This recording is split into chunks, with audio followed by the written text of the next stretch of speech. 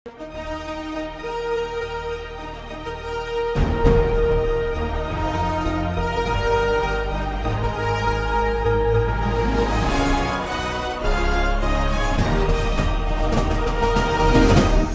பார்த்து கொண்டிருப்பது உங்கள் ஜாஷ்வா டிவி.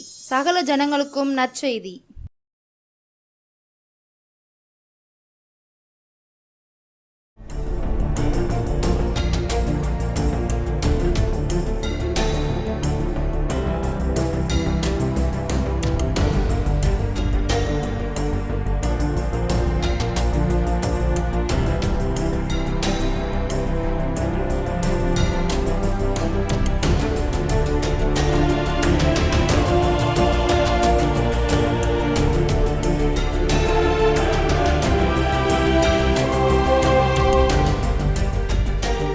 ஆண்டவராக இயேசு கிறிஸ்துவின் நாமத்தினாலே இந்த நாளில் அருமையான ஜாஸ்வா டிவி நேயர்களுக்கு என் அன்பின் வாழ்த்துக்கள்.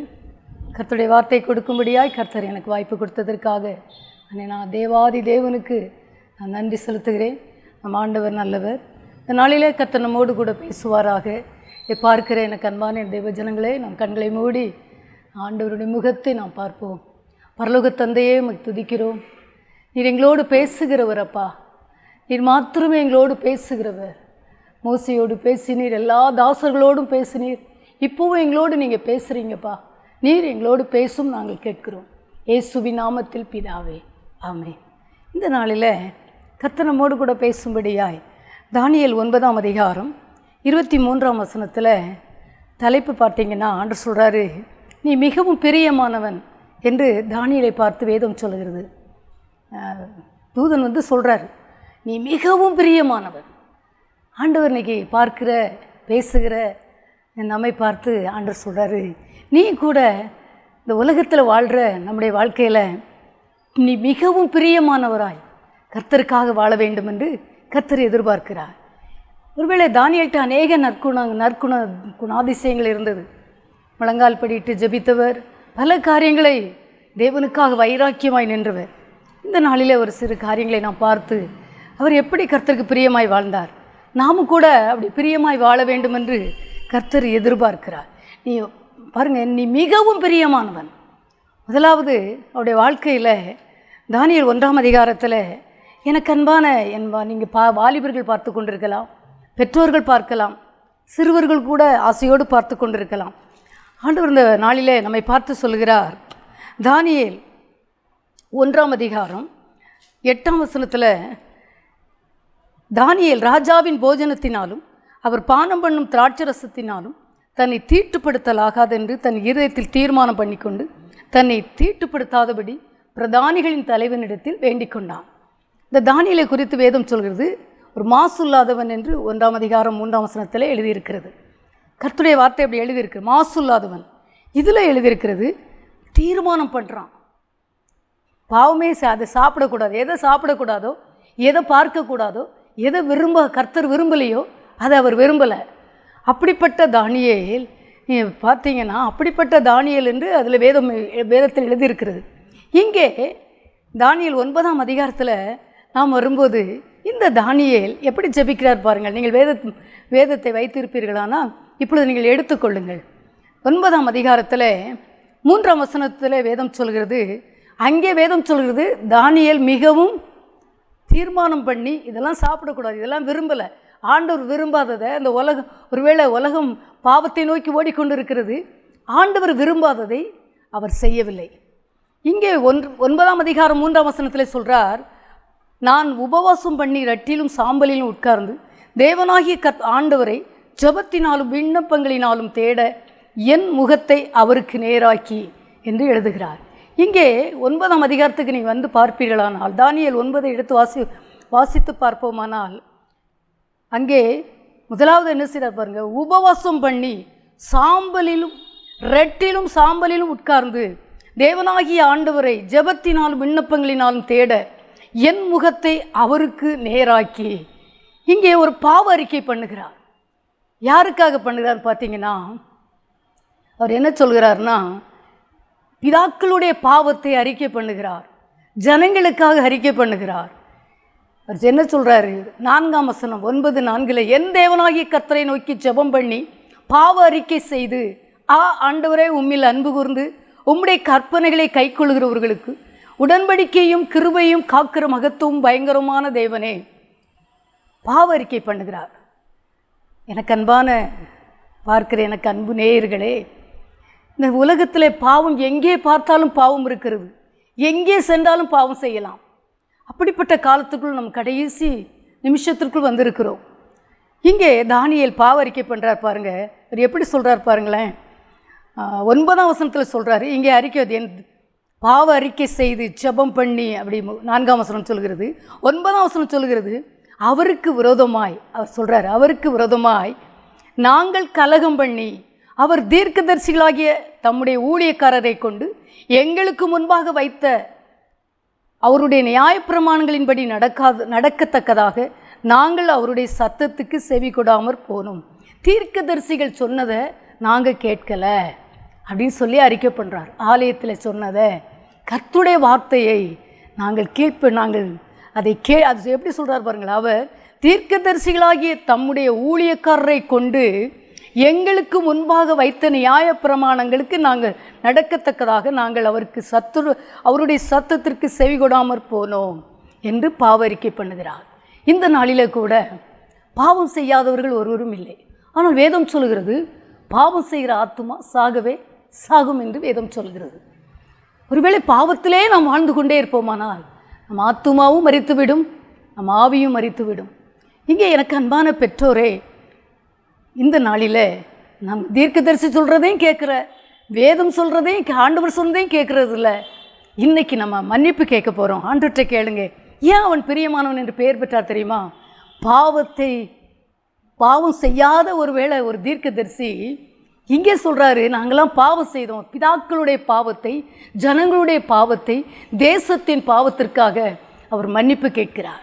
அது மட்டுமா, 10ஆம் வசனத்தில் சொல்கிறாரு, ஆனாலும் எங்கள் தேவனாகிய ஆண்டவரிடத்தில் இரக்கங்களும் மன்னிப்புகளும் உண்டு என்று சொல்லுகிறார். ஆமாம், எப்படி சொல்கிறார் பாருங்களேன். ஆனாலும் எங்கள் தேவனாகிய ஆண்டவரிடத்தில் இரக்கங்களும் மன்னிப்புகளும் உண்டு. தானியேலை போல இந்த வேளையில் கூட பாவத்துக்காக, மற்றவர்களுக்காக, ஒருவேளை ஆண்டவர் பிரியமானவர் என்று சொல்வதற்கு ஒரு பெரிய அதில் திட்டம் இருக்கிறது என்பது நீங்கள் புரிந்து கொள்ள வேண்டும். மற்றவருடைய பாவத்தை தன்னுடைய பாவமாக எடுத்து அறிக்கை பண்ணுகிறார். ஆனாலும் எங்கள் தேவனாகிய ஆண்டவரிடத்தில் இரக்கங்களும் மன்னிப்புகளும் உண்டு. பரிந்து பேசுகிறார். எனக்கு அன்பான என் அன்பு செல்வங்களே, பெற்றோரே, இன்றைக்கு நம்ம ஆண்டவர்கிட்டருந்து நம்ம அநேக வேளையில் நினைக்கிறோம், ஆண்டவர் நம்மளை பிரியமானவன் என்று பேர் கூட மாட்டாரா? சில தீர்க்கதரிசிகள், ஊழியர்கள், ஒருவேளை தேவ பிள்ளைகள், நல்ல வல்லமையை பயன்படுத்தப்படுகிறவர்கள் பிரசங்கம் பண்ணும்போது, அவர்கள் ஜெபிக்கும் போது நம்ம நினைப்போம், நம்ம பெயரை சொல்லி கூப்பிட மாட்டார்களா அப்படின்னு நம்ம நினைக்கிறோம். நல்லது. ஆனால் ஆண்டவர் சொல்கிறாரு, இதில் நீ மிகவும் பிரியமானவன். எப்போ தெரியுமா? நாம் பாவத்துக்காக, மற்றவர்களுக்காக நாமும் பாவம் செய்யக்கூடாது, மற்றவர்களுக்காகவும் நாம் பரிந்து செபிக்க வேண்டும் என்று கர்த்தர் இந்த நாளிலே நமக்கு அறைகூவல் விடுகிறார். 1 யோவான் 3ஆம் அதிகாரத்தில் வேதம் சொல்கிறது, பார்த்திங்கன்னா கர்த்தருடைய வார்த்தை சொல்கிறது, 6ஆம் வசனம், அவரில் நிலைத்திருக்கிற எவனும் பாவம் செய்கிறதில்லை, பாவம் செய்கிற எவனும் அவரை காணவும் இல்லை, அவரை அறியவும் இல்லை என்று 1 யோவான் 3ஆம் அதிகாரத்தில் 6ஆம் வசனம் அப்படி எழுதியிருக்குது. அவரில் நிலைத்திருக்கிற எவனும் பாவம் செய்கிறதில்லை. கர்த்தரோடு நிலைத்து இருக்கிறவன் பாவம் செய்ய மாட்டானா. பாவம் செய்கிற எவனும் அவரை காணவும் இல்லை, அவரை அறியவும் இல்லை. நாம் எந்த லிஸ்ட்டில் இருக்கிறோம்? இன்றைக்கி ஆண்டவர்கிட்ட கேட்போமா? வேதம் சொல்லுகிறது, பாவம் செய்கிறவன் பிசாசினால் உண்டாயிருக்கிறான். ஏனெனில் பிசாசானவன் ஆதி முதல் பாவம் செய்கிறான். ஒருவேளை இந்த நாளில் என்ன பாவத்துக்கு நம்ம அடிக்டாக இருந்தோமோ, நம்முடைய தேசத்துக்காக, நமக்காக, நம்முடைய குடும்பங்களுக்காக, வருகிற தேசத்தின் ஜனங்களுக்காக, திருச்சபையின் மக்களுக்காக நாம் மன்னிப்பு கேட்க வேண்டும் என்று கர்த்தர் எதிர்பார்க்கிறார். இதைத்தான் தானியேல் செய்கிறார். அப்படி செய்தது மட்டுமா? அப்படி எப்படி ஜெபிக்கிறார் பாருங்களேன். தானியேல் 9ஆம் அதிகாரம் 19ஆம் வசனத்தில், ஆண்டவரே கேளும், ஆண்டவரே மன்னியும், ஆண்டவரே கவனியும், என் தேவனே உம்முடைய நிமித்தமாக அதை தாமதியாமல் செய்யும், உம்முடைய நகரத்துக்கும் உம்முடைய ஜனத்துக்கும் உம்முடைய நாமம் தரிக்கப்பட்டிருக்கிறதே என்றேன். கிறிஸ்தவ ஜனங்களுக்காய் ஜெபிக்கிறார். இதில் ஆண்டவரே கேளும், ஆண்டவரே மன்னியும், ஆண்டவரே கவனியும் அப்படி சொல்லி கதறார். இப்படி ஜெபித்து கொண்டு வரும்போது எனக்கு அன்பான பெற்றோரே, நம் ஆண்டவர் எண்ணாகமம் 16ஆம் அதிகாரம் 20ஆம் வசனம் அப்படி சொல்லுகிறது. நம்ம மன்னிப்பு கேட்கும்போது, மோசே மன்னிப்பு கேட்ட உடனே ஆண்டவர் சொல்கிறாரு, உன் வார்த்தையின்படியே மன்னித்தேன்னு சொல்கிறாரு. நம்ம பரிந்து ஜெபிக்கும்போது, மன்னிப்பு கேட்டு ஜெபிக்கும்போது, நாம் ஆண்டவராகிய தேவன், ஆண்டவராகிய இயேசுப்பா நம்முடைய எல்லாருடைய பாவத்தையும் மன்னிக்கிறார். அவருடைய எல்லா பாவங்களையும் மன்னிக்கிற மாத்திரமல்ல, உங்களுக்கும் எனக்கும் ஒரு பெரிய கிருபை தருகிறார். என்ன தெரியுமா? ஒரு ஜெப வீரன், ஒரு பரிந்து ஜெபிக்கிறவன் என்று உங்களுக்கும் எனக்கும், உங்களுக்கு இதை பார்த்து கொண்டிருக்க தேவஜனமே ஒரு சர்டிஃபிகேட் கொடுக்கிறார். என் பிள்ளை மற்றவங்களுக்காக ஜெபிக்கிறான், அந்த ஜெபத்தை ரொம்ப விரும்புகிறார். யோபு ஜெபித்தார் அல்லவா? கர்த்தராகிய தேவன் இந்த நாளில் இப்படி நாம் ஜெபிக்க வேண்டும். மன்னியும். நம்ம நிறைய அநேக வேளையில் ஊழியர்கள்லாம் பனிஷ்மெண்ட் கொடுக்குறோம், இவங்க அப்படி செய்யலை அதனால இவங்களுக்கு இந்த தண்டனை வந்தது. ஆனால் அப்படி இவர் ஜெபிக்கலை. எல்லாரும் குறை உள்ளவர்கள் தான், உடனே தண்டனை. அவங்க அதை செய்யலை, அதனால் அவங்களுக்கு அந்த தீர்ப்பு வந்திருக்கு. இல்லை, எல்லாரும் பாவம் செய்து தேவ மகிமை அற்றவர்களானோம் என்று வேதம் சொல்கிறது. இன்றைக்கு ஆண்டவரே என்னுடைய பாவத்தை மன்னியும், எங்கள் ஜனத்தின் பாவத்தை மன்னியும், என் திருச்சபையின் பாவத்தை மன்னியும், எங்கள் கிராமத்தின் பாவத்தை, ஜனங்களின் பாவத்தை மன்னியும் என்று நாம் கேட்கப் போகிறோம். அது மட்டுமல்ல, ரெண்டாவது பார்த்தீங்கன்னா, இந்த தானியேல்கிட்ட இருந்த ஒரு பெரிய குணாதிசயத்தை பாருங்களேன். என்ன கிருபை ஆண்டவர் கொடுத்துருந்தார்னா, இங்கே ஆண்டுடைய வார்த்தை சொல்கிறது, பெல்சாத்தார் அவர் ஒரு கனவு காண்கிறாரு. அது தடுமாற வைத்து விட்டது. யாருக்குமே அதுக்கு பதில் சொல்ல முடியவில்லை, விளக்கம் சொல்ல முடியவில்லை. இங்கே என்ன நடக்குன்னு பார்த்தீங்கன்னா, 5ஆம் அதிகாரத்தில் 11ஆம் வசனத்தில், அந்த 10ஆம் வசனத்தில் ராஜாத்தி வர்றா ராஜாவை பார்க்கும்படியாய். 11ஆம் வசனத்தில், உம்முடைய ராஜ்யத்தில் ஒரு புருஷன் இருக்கிறான். பாருங்க, புருஷன் இருக்கிறான், அவனுக்குள் பரிசுத்த தேவனுடைய ஆவி இருக்கிறது. உம்முடைய பிதாவின் நாட்களில் வெளிச்சமும் விவேகமும் தேவர்களின் ஞானத்துக்கு ஒத்த ஞானமும் அவனிடத்தில் காணப்பட்டது. ஆகையால் எனக்கு அன்பான பெற்றோரே, இந்த தானியேல் பாவம் செய்யலை, பாவம் செய்தவர்களுக்காக ஜெபிக்கிறார். பரிசுத்தமாய் வாழ்ந்த தானியேல், இங்கே இவருக்குள்ளாய் பரிசுத்த ஆவியானவர் இருக்கிறார். இந்த ராஜாத்திக்கு அறிவிக்கப்பட்டிருக்கிறது, பேசியிருக்காங்க, அப்படி எழுதியிருக்கு. பார்த்தீங்கன்னா அந்த 10ஆம் வசனத்தில் அந்த அம்மா சொல்கிறாங்க, ராஜாத்தி சொல்கிறா, ராஜாவை பார்க்க வருகிறாள். வரும்போது சொல்கிறா, அப்பொழுது ராஜாத்தி, ராஜாவே நீர் என்றும் வாழ்க, உமது நினைவுகள் உம்மை கலங்க பண்ணவும் உமது முகம் வேறுபடவும் வேண்டியதில்லை. ஏன்னா உங்கள் ராஜ்யத்துக்குள்ளே, உங்கள் அரண்மனைக்குள்ளே ஒரு தம்பி இருக்கிறான். என்ன சொல்கிறா பாருங்களேன், அவருக்குள் பரிசுத்த தேவனுடைய ஆவி இருக்கிறது, பரிசுத்த ஆவியானவர் இருக்கிறார் என்பதை அந்த அருமையான ராணி தாயார் சொல்கிறாங்க. நம்மை குறித்து ஆண்டவர் இன்னைக்கு சொல்கிறாரு, நீங்களும் நானும் பரிசுத்த ஆவியானவரை பெற்றுக்கொள்ள வேண்டும் என்று கர்த்தர் விரும்புகிறார். அநேகர் இந்த நாட்களில் அதை குறித்து கவலைப்படுவதே இல்லை. ஆவியானவரை நீங்கள் பெற்றுக்கொள்ள வேண்டும், பெற்றுக்கொண்டவர்கள் அதிலே வளர வேண்டும், ஆவியானவர்களால் நடத்தப்பட வேண்டும், ஆவியானவர்களுக்கு நிரம்பி இருக்க வேண்டும், அந்நிய பாஷை வரங்களோடு பெற்றுக்கொள்ள வேண்டும். ஆண்டவர் இந்த நாள் உங்களை பார்த்து சொல்லுகிறார், ஒருவேளை உங்களுக்கு மேற்கொள்ள முடியாத பிரச்சனைகளை, மேற்கொள்ள முடியாத பாவங்களை பரிசுத்த ஆவியானவர் உங்களுக்குள்ளாய் பலமாய் ஊற்றப்படும் போது அதையெல்லாம் சீ என்று உதறி தள்ளி ஓட முடியும். அதைத்தான் இந்த தானியேலுக்கு கர்த்தர் கொடுத்திருந்தார். 14ஆம் வசனம் சொல்லுகிறது, 5ஆம் அதிகாரம் 14ஆம் வசனம் சொல்லுகிறது. இங்கே ராஜா சொல்கிறாரு, நீங்கள் எடுத்து வாசித்து பாருங்கள், ரொம்ப இனிமையாக இருக்கும். உனக்குள்ளே தேவர்களின் ஆவி உண்டென்றும் வெளிச்சமும் புத்தியும் விசேஷித்த ஞானமும் உன்னிடத்தில் காணப்பட்டதென்றும் உன்னை குறித்து கேள்விப்பட்டேன். இந்த எழுத்தினுடைய ஆண்டவர் சொல்கிற, ராஜா சொல்கிறாரு, உனக்குள்ளே அப்படிப்பட்ட ஒரு விசேஷ ஆவி இருக்கிறது என்பதை நான் அறிந்து கொண்டேன் என்று சொல்லுகிறார். அதை அந்த அர்த்தத்தையும் தானியேல் சொல்லுகிறார். நமக்கு எல்லாருக்கும் தெரியும். எனக்கு அன்பான தேவ பெற்றோரே, ரகசியத்தை கர்த்தர் உங்களுக்கு கற்றுக்கொள்ள கொடுக்க வேண்டும் என்று விரும்புகிறார். அநேக ரகசியங்களை, மறைபொருளை வெளிப்படுத்துவதற்கு பரிசுத்த ஆவியானவர் தேவை. பரிசுத்த ஆவியானவருடைய வழிநடத்துதல் தேவை. ரோமர் 8ஆம் அதிகாரத்தில் பவுல் அப்படி எழுதுகிறார், எவர்கள் ஆவியினால் நடத்தப்படுகிறார்களோ அவர்களே, தேவ ஆவியானவரால் நடத்தப்படுறவங்க மட்டும்தான் தேவ புத்திரர் என்னப்படுவார்கள் என்று வேதம் சொல்கிறது. மாம்சத்தின் சிந்தை, மாம்சத்தின் வார்த்தைகள் எல்லாம் மரணத்தை குறிக்கிறது. எனக்கு அன்பான என் செல்வங்களே, இந்த வேதத்தை நீங்கள் இந்த டிவியை பார்த்து கொண்டிருக்கிற எனக்கு அன்பான தேவ பிள்ளைகளே, முதலாவது பாவத்திலிருந்து வெற்றி வரும்போது பரிசுத்த ஆவியானவர் பெற்றுக்கொள்ள வேண்டும். பரிசுத்த ஆவியானவர் நம்மை அழகாய் கைது பண்ணுவார். ஒவ்வொரு நாளும் இப்படி நடந்து கொள், இப்படி செபி, இப்படி பாடு, இப்படி கர்த்தரை ஆராதி, மறைபொருளை வெளிப்படுத்துவார். என்ன நடக்க போகிறது, தேசத்தில் என்ன நடக்க போகிறது, பரிசுத்தவான்களுக்கெல்லாம் சொல்லிக் கொடுக்கிறார் அல்லவா? நாம் கேட்கிறோமே. உங்களுக்கும் சொல்லுவார், உங்கள்கிட்ட பேசுவார். ஆவியானவர் மெல்லிய சத்தமாய் நம்மோடு கூட பேசுவார். அந்த ஆவியானவர் தானியேலுக்குள் இருந்தார். அவன் ஜெபித்தவன், முழங்கால் படி, எல்லாருக்கும் தெரியும், 3 வேளையும் முழங்கால் படிட்டு ஜெபித்தவர். மரணம் வருவதாய் இருந்தாலும் ஜெபித்த தானியேல். அப்படித்தானே எனக்கு அன்பான செல்வங்களே, இந்த நாளிலே ஆண்டவர் சொல்றாரு, முதலாவது பாவத்தை விட்டு விலகு. 2வது, நீ வர வேண்டிய இடம், நீ மற்றவர்களுக்காக எல்லாருக்காக நம்ம ஜெபிக்க வேணும். யாருக்கும் நம்ம தீர்ப்பு சொல்ல வேண்டிய அவசியமே இல்லை. தீர்ப்பு சொல்வது கர்த்தர். ஆண்டவற்றை எல்லாருக்காக நம்ம மன்னிப்பு கேட்க போகிறோம். தலைவர்களாக இருக்கலாம், எல்லாராக இருக்கலாம், போதகர்களாக இருக்கலாம், மேய்ப்பர்களாக இருக்கலாம், நம்ம குடும்பங்களாக இருக்கலாம், திருச்சபையின் மக்களாக இருக்கலாம், எல்லாம் நமக்கு எதிராளியாக இருக்கலாம். எல்லாருக்காக நம்ம பரிந்து ஜெபிக்க போகிறோம்.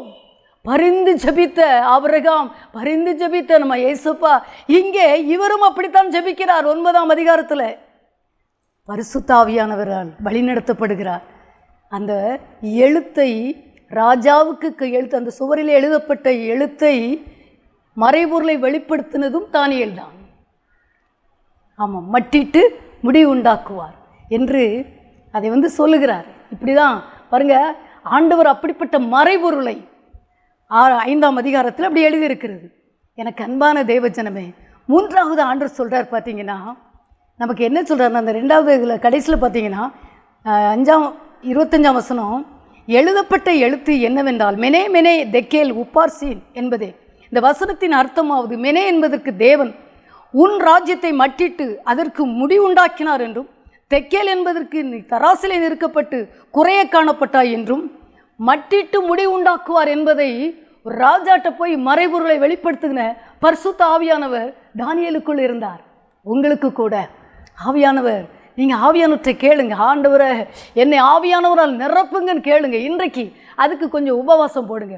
ரட்சிப்பு இலவசமாய் வரும். அபிஷேகம் கொஞ்சம் கஷ்டப்பட்டால் தான் வரும். விலக்கரையும் செலுத்த வேண்டும், பரிசுத்தத்துக்கு ஒப்பு கொடுக்க வேண்டும், முழுவதுமாய் தேவ சமூகத்தில் அர்ப்பணிக்க வேண்டும். முன்ன பார்த்தீங்கன்னா, நீங்கள் இந்த நாளில் ஆவியானவரை பெற்றுக்கொள்ளுங்கள். எப்படி கிடைப்பார்? கட்டாயம் தருவார். எல்லார் மேலேயும் ஆவியானவர் ஊற்றப்படுகிறவர்.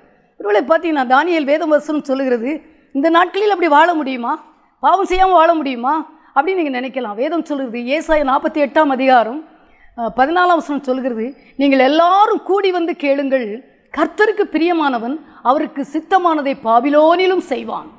பாபிலோனிலும் செய்வானா? பாபிலோன்னா குழப்பமான இடம், பிரச்சனை நிறைந்த இடம். அபிஷேகத்தை பெற்றால் பொய் சொல்லாமல் வாழ முடியுமா? ஆவியான உங்களுக்கு உதவி செய்வார். அப்படிப்பட்ட வழிகளை தருவார், அப்படிப்பட்ட பிரசன்னத்தை தருவார். பாபிலோனிலும், அந்த வசனம் அப்படி சொல்லிக்கிறது, பாபிலோனிலும் கர்த்தருக்கு பிரியமானவன் அவருக்கு சித்தமானதை பாபிலோனிலும் செய்வான். அப்படிப்பட்ட காரியத்தை, எத்தனை குழப்பம் வரட்டும், ஆவியான உங்களை எடுத்து நிறுத்த, உங்களை வழிநடத்த, உங்களை செபிக்க வைக்க, அந்நிய பாஷையில நிரம்பி கிருபை வரங்களை பெற்றுக்கொள்ள உதவி செய்வாராக. 3வது ஒரு காரியத்தை வாசிக்கலாம். பார்த்தீங்கன்னா, இப்படி ஜெபித்து வர்றாரு 9ஆம் அதிகாரத்தில், தானியேல் 9ல் எப்படி எல்லாருக்காக மன்னிப்பு கேட்டு வர்றாரு. அப்படி ஜெபிக்கும் போது தான், இப்படி நான் சொல்லி 20ஆம் வசனம், ஜெபம் பண்ணி என் பாவத்தையும் என் ஜனமாகிய இஸ்ரவேலின் பாவத்தையும் அறிக்கையிட்டு என் தேவனுடைய பரிசுத்த பர்வதத்துக்காக என் விண்ணப்பத்தை என் தேவனாகிய கர்த்தருக்கு முன்பாக செலுத்தி கொண்டிருந்தேன். அப்படி சொல்கிறார். நான் எல்லாருக்காக ஜெபித்து கொண்டு இருக்கிறேன், என் ஜனத்திற்காக. அப்படி சொல்லி ஜெபிக்கும் போதே வசனம் வருகிறார். அப்படி சொல்கிறார், என்ன தேவதூதன் வருகிறார். அப்படி நான் ஜெபம் பண்ணி கொண்டிருக்கும் போதே முதல் தரிசனத்திலே நான் கண்ட புருஷனாகிய காபிரியேல் வேகமாய் பறந்து அந்திப்பலியின் நேரமாகிய வேளையில் என்னை தொட்டான். தேவதூதன் வந்துட்டார், காபிரியேல் வந்து விட்டார். முழங்கால் என்ன பதில் வருதுன்னு பாருங்க, நீ மிகவும் பிரியமானவன், ஆதலால் நீ வேண்டிக்கொள்ள தொடங்கின போதே கட்டளை வெளிப்பட்டது, நான் அதை அறிவிக்க வந்தேன் என்று சொல்லுகிறார். நீ முழங்கால் போட்ட உடனே பரலோகத்திலிருந்து கட்டளை வருகிறது. எனக்கு அன்பான பெற்றோரே, நீங்கள் பல விதத்தில் கண்ணீர் வடித்து கொண்டிருக்கலாம். இந்த காரியம் நடக்கவில்லையே. இன்றைக்கு ஆண்டவர் சொல்லுகிறார், உங்களுக்கு பரலோகத்திலிருந்து தூது வருகிறது. காபிரியேல் வருகிறார், நற்செய்தி கொண்டு வருகிறார். நற்செய்தி முழங்கால் படியிட்டவுடன் கட்டளை பிறப்பிக்கப்பட்டது. கட்டளை என்ன தெரியுமா? உடனே கொடுத்து அனுப்பு. கர்த்தர் உங்களுக்கு கொடுத்து அனுப்புகிறார். எந்தெந்த காரியத்திற்காய் கண்ணீர் விட்டு கொண்டு இருக்கிறீர்களோ இந்த நாளிலே முதலாவது பாவத்தை விலகி மற்றவர்களுக்காக ஜெபிக்கும்படியாய் கர்த்தர் உங்களை ஏவுகிறார். பரிசுத்த ஆவியானவரை பெற்றுக்கொண்டு அவருக்காக ஓடும்படியாய் ஆவியானவரை வழிநடத்திற்கு ஒப்புக்கொடுங்கள். மூன்றாவது, அப்படி ஜெபிக்கும் பொழுது பரலோகத்திலிருந்து தேவதூதன் இறங்கி வருகிறார். இப்படி பாவத்தை அறிக்கை பண்ணி ஜெபிக்கும் போது பரலோகத்தின் தேவதூதன் வந்து, நீ மிகவும் பிரியமானவன். பார்த்து கொண்டிருக்க தேவஜனமே, இன்றைக்கு கர்த்தர் சொல்கிறார், நீ மிகவும் பிரியமானவன். நீ வேண்டிக் கொள்ள தொடங்கின போதே கட்டளை வெளிப்பட்டது. அது மட்டுமல்ல, நீ பிரியமானவன் என்று கர்த்தர் சொல்லுகிறார். கண்களை மூடி நாம் செபிப்போமா? பரலோக தந்தையே, உம்மை துதிக்கிறோம் ஐயா. எல்லா கமஸ்வீக்கரோ இவர்களுக்கு எல்லா காரியங்களிலும் எங்கெங்கெல்லாம் தடை இருந்துச்சோ ஐயா, எல்லா தடைகளும் விலகி போவதாக இயேசுவின் நாமத்தினாலே. தேவதூதன் இறங்கி, நீ பொய் சொல்ல மனுஷன் அல்ல, தேவதூதன் அப்படியே இறங்கி, காபிரியேல் இறங்கி வந்தவர் எல்லார் இல்லத்திற்குள்ளாய் என்னென்ன காரியங்களை செய்ய வேண்டுமோ துரிதமாய் செயல்படுவாராக. நற்காரியங்கள் நடப்பதாக. இவர்கள் இன்னும் கர்த்தருக்கு பிரியமாய் நடப்பார்களாக. இன்னும் பிரியமானவர்கள் என்று பெயர் பெறுவார்களாக.